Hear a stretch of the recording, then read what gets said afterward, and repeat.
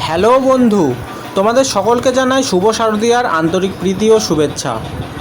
আজ আমি পৌঁছে গেছি বাজিতপুরের বুড়িমা মন্দির প্রাঙ্গণে, যেখানে এবছরের পুজো থিম দক্ষিণেশ্বরের মায়ের মন্দিরের আদলে তৈরি এক সুন্দর পূজা মণ্ডপ উপস্থাপন করা হয়েছে। দেখতেই পাচ্ছ সম্মুখে।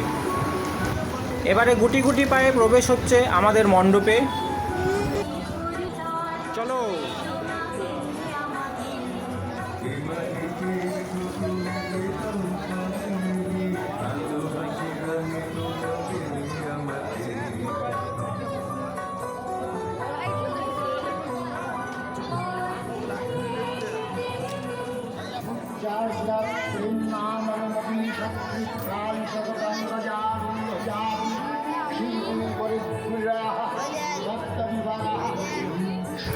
দক্ষিণেশ্বরের মাকে সবাই দর্শন করে নাও।